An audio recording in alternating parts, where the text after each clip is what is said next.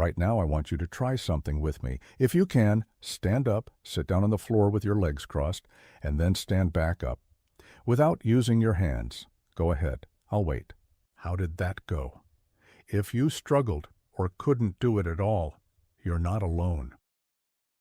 A landmark study published in the European Journal of Preventive Cardiology in 2012, involving over 2,000 adults aged 51 to 80, found that people who scored poorly on this exact test, called the sitting-rising test, had 5 to 6 times higher risk of dying within the following 6 years compared to those who passed it easily.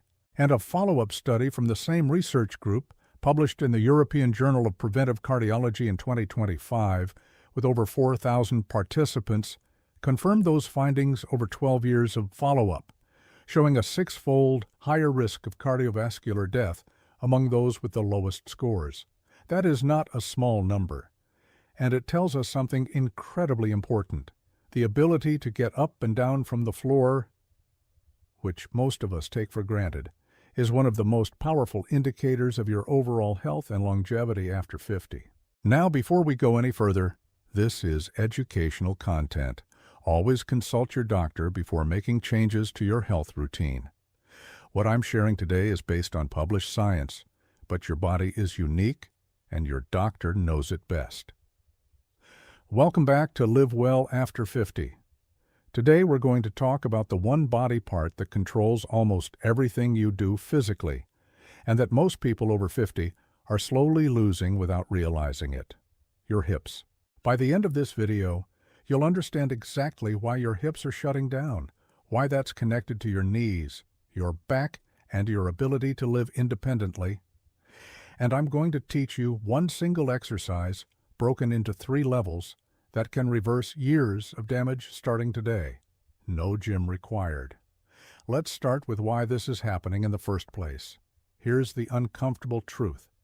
The average American adult spends roughly 9.5 hours per day in sedentary behavior. That's according to a large nationwide study of over 2,600 adults published in the journal Preventing Chronic Disease around 2021. 9.5 hours, sitting at a desk, sitting in a car, sitting on the couch. Now, here's what happens to your body when you sit that much. Your hip flexors, those are the muscles that run from your lower spine through your pelvis and down to the front of your thighs. They shorten, they tighten, they pull your pelvis forward. And at the same time, the muscles on the opposite side, your glutes, the largest and most powerful muscles in your body, they essentially go to sleep. Researchers and physical therapists sometimes call this gluteal amnesia, or dead butt syndrome. It's the idea that when you sit for hours on end, your hip flexors contract while your glutes rest, and over time, your glutes lose their ability to fire properly. The research on this is real. A 2016 study by Cooper and colleagues found that when the glutes stop activating properly, the consequences cascade throughout the body: lower back pain, knee instability, poor balance. And a 2015 study published in the Journal of Strength and Conditioning Research confirmed that exercises like the glute bridge effectively reactivate the gluteus maximus and help restore proper movement patterns. Here's what most people don't realize. Your hips are the command center of your entire body. Every time you walk, climb stairs, get out of a car, bend down to pick something up off the floor, get out of bed in the morning, it all starts at the hip joint. When your hips lose mobility and your glutes lose strength, your body doesn't just stop moving. It compensates. Your knees start absorbing forces they were never designed to handle. Your lower back starts doing the job your glutes should be doing, and that's when the pain starts. So if you've been dealing with knee pain or lower back stiffness, or that feeling of being locked up when you stand after sitting for a while, there's a very good chance the real problem isn't your knees or your back. It's your hips. And here's the really important part. Research consistently shows that lower body mobility and muscular fitness are among the strongest predictors of whether an older adult can maintain independence. A study published in the Journal of Nutrition, Health, and Aging found that lower extremity muscle mass was a strong, independent predictor of functional performance in mobility-limited older adults. In other words, the strength and mobility of your hips and legs may determine whether you can keep living on your own terms or whether you'll need help with basic tasks. The good news: this is reversible at any age, and it starts with one exercise that most people in the modern world have completely forgotten. If everything I've shared so far resonates with you, I want to tell you about something we put together specifically for people over 50. It's called the Hip Mobility Blueprint, and it gives you a complete day-by-day plan to restore your hip function, reduce joint stiffness, and rebuild the strength your body needs to stay independent, all in a simple, science-backed guide you can start using today. The link is in the description below. I'll leave it there for you. Now let's keep going, because what comes next is the part of this video most people have never been told. The exercise I'm about to show you is called the deep squat hold. And before you say, "I can't squat," stay with me. There are 3 levels, and the first one can be done by anyone, at any age, starting right now. But first, let me explain why this particular exercise matters so much. In many parts of Asia, Africa, and among indigenous communities around the world, people rest in a deep squat position throughout the day. They cook in it. They eat in it. They socialize in it. It's been the natural human resting position for thousands of years. And in these populations, the rates of hip dysfunction, knee problems, and lower back pain are dramatically lower. We didn't lose the ability to squat because of age. We lost it because we stopped doing it. We replaced squatting with sitting in chairs, and our bodies adapted by getting tighter, weaker, and less mobile. The deep squat hold works because it addresses everything at once. It opens up the hip joint through its full range of motion. It stretches the hip flexors that have been shortened by years of sitting. It activates the glutes. It mobilizes the ankles and the lower back, and it engages the core, all at the same time. Now here's how to do it in 3 levels, so you can start wherever you are today. Level 1 is for absolute beginners, and honestly, this is where most people over 50 should start.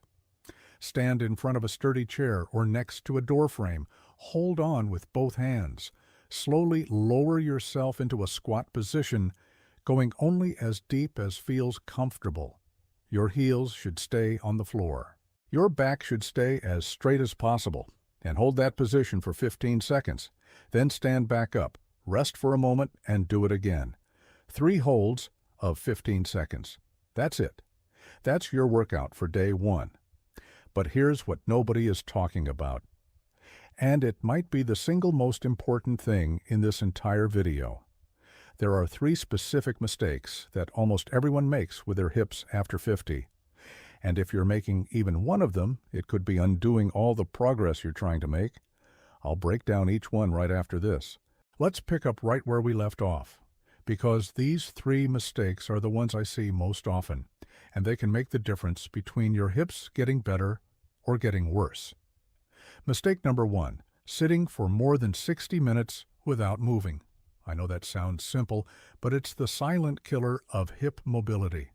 Every hour you spend sitting without interruption, your hip flexors tighten a little more and your glutes disengage a little further. The fix is dead simple. Set a timer on your phone. Every single hour, stand up and do 30 seconds of hip circles. Just stand, put your hands on your hips, and make slow circles with your pelvis. Clockwise for 15 seconds, counterclockwise for 15 seconds. It takes less than a minute, and it resets your hip position completely. Mistake number 2, ignoring your glutes entirely. Most people focus on walking or stretching, but they never do anything to directly wake up the gluteal muscles. And as we talked about earlier, when your glutes stop firing, everything else compensates and eventually breaks down. The fix? 10 glute bridges per day. That's it. Lie on your back with your knees bent, feet flat on the floor, and push your hips toward the ceiling. Squeeze your glutes at the top, hold for 2 seconds, and lower back down. A 2020 study noted in the journal Physical Therapy found that glute bridges help reduce lower back pain by strengthening the posterior chain. 10 reps takes less than 60 seconds, and it's one of the most effective ways to combat all that sitting. Mistake number 3, and this one is crucial, forcing the depth of your squat too fast. When people hear about the deep squat hold, many of them try to go all the way down on day 1, and that's how you hurt yourself. The rule is simple. Only go as deep as you can while keeping your spine straight and your heels flat on the ground. If that means you're only going down 8 inches, that's perfect. Depth will come with time. Your body needs to gradually regain the range of motion it lost over decades. Rushing it is the fastest way to end up with a knee or back injury instead of a stronger hip. Now let me walk you through the full progression, because having a clear plan is what separates people who get results from people who try it once and give up. Week 1, Level 1. 3 holds of 15 seconds with support from a chair or door frame. Do this every single day. Your only goal this week is to get comfortable in the position and to teach your hips that it's safe to be there. Don't worry about how deep you go. Don't worry about what it looks like. Just hold on, lower yourself gently, and let gravity do the work. Week 2, still Level 1. But now you're holding for 30 seconds each time, still with support. 3 holds of 30 seconds, every day. By the end of this week, you should notice that getting into the position feels a little easier. You might find that you don't need to grip the chair as tightly. That's your hips starting to remember what they were built to do. Week 3. This is where you move to Level 2. You let go of the support. No chair, no door frame, just you. 3 holds of 30 seconds in an unsupported deep squat. If your heels come off the ground, place a rolled-up towel under them for now. That's completely fine. The ankle flexibility will come with consistency. Keep your arms out in front of you for balance if you need to. The key is just being in the position without external support. Week 4, still Level 2. But now you're building up to 2 holds of 60 seconds each. This is where real change starts happening.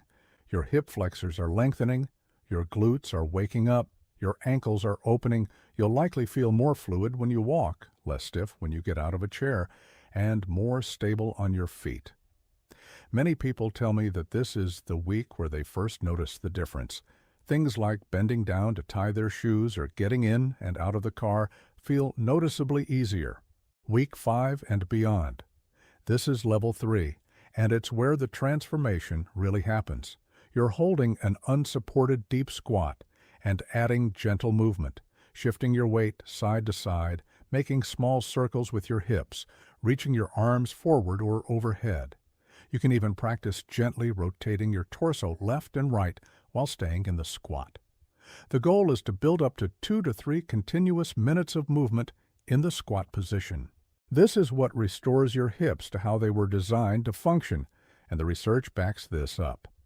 A study published in the European Journal of Applied Physiology in 2024 showed that targeted glute activation exercises significantly improve muscular performance, confirming that this kind of progressive training works at any fitness level. One more thing about the progression. If any week feels too hard, there is absolutely no shame in repeating it. This is not a race. Your hips spent years, maybe decades, getting tight. Giving them an extra week at any level is not falling behind. It's being smart.